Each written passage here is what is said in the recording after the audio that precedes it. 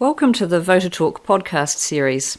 The New Zealand general election is going to be held on the 19th of September this year, which isn't very far away. We thought it was time for some informed commentary, so we'd really like you to join us for this and our subsequent podcasts. Hi, I'm Heather Roy, and I'm here with my TalkPoint business partner, Simon Ewing-Jarvie. G'day and welcome. Today we're talking about the political compass. Now this podcast follows directly on from podcast 3, which is on the political spectrum. So they're kind of linked. If you haven't done the political spectrum podcast, I suggest you go back and have a listen to that first. But if you've got to carry on here, by all means, welcome. So Heather, what exactly is a political compass? Well, it's a little quiz that you can take to show where you lie on the political spectrum. So most of them look at economic issues and they look at personal issues, things that you might feel strongly about one way or another. And then you can plot yourself on the political spectrum graph that we used in the last podcast, the political spectrum one. And it gives you a much better feel for what party and what ideas you align with.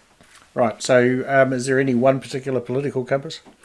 If you Google political compass, you'll find dozens of them. Some of them are very simple, and this is the one that we used by way of example, but some of them are really quite detailed, and you might get sort of 50 or 60 questions on each of these areas. So the more detailed, the more you drill down, and the more accurate the answer will be for you.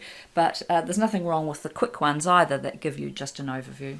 Yeah, and I guess it pays to make sure you've got a generic Western democracy quiz rather than, say, trying to decide whether you're a Republican or a Democrat. That's right. There's plenty made for the New Zealand setting. Cool. So we've got a short one. It's only 10 questions, and it's about as short as it gets. That's right. It's called the 5-minute political compass quiz.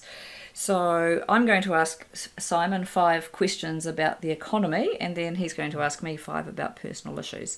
So let's start with economic ones. Simon, just thinking for yourself, do you believe there should be no government handout to business and therefore an end to corporate welfare? I absolutely agree with that. Okay. Next question. International free trade is better than tariffs? Absolutely agree with that. Okay. Next one. Should we replace government pensions and welfare with private superannuation accounts and private charity? I'm a maybe on that. I think there's a case for both in the mix. Okay. Next one. Government should adopt more flexible immigration policies to boost New Zealand's population and economy. Yep. We're too small and growing at too low rates. I absolutely agree. We need to bring in some talent from overseas. Okay. And last question for you. Should we cut taxes and government spending by 50% or more? My instinct is to say agree, but the devil's in the detail with that one, so I'm going to say maybe. Okay, so out of your 5 questions, you've got 3 strongly agrees and 2 maybes. Okay. Do you want to try the personal questions? Yes. Number 1, government should not censor speech, media or internet. I absolutely agree with that. Great. Number 2, military service should be voluntary. There should be no conscription. Yes, I agree with that too. Number 3, there should be no laws regarding sex for consenting adults in private.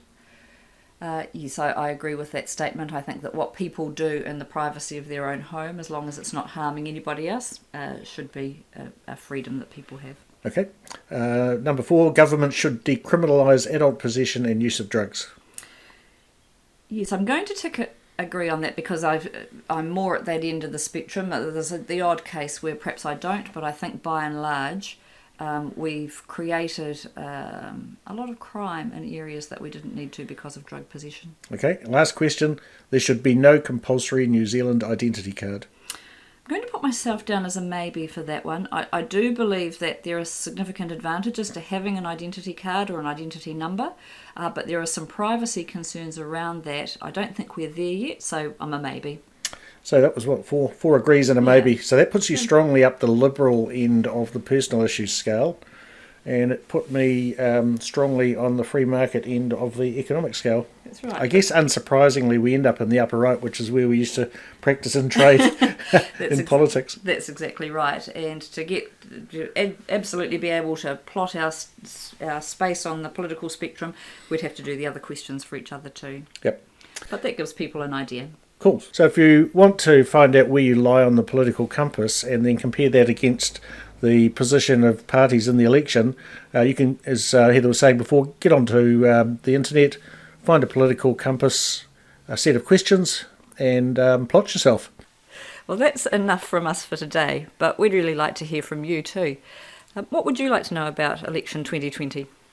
Yeah, perhaps there are things you'd like to know from people who've actually been elected or worked in Parliament. How much do your views have in common with each of the political parties?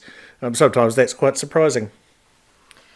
We'll do our best to answer your questions in future VoterTorque podcasts, and we hope that will help you spend your votes wisely. That's right, and you can contact us through the contact section on our website, torquepoint.co.nz.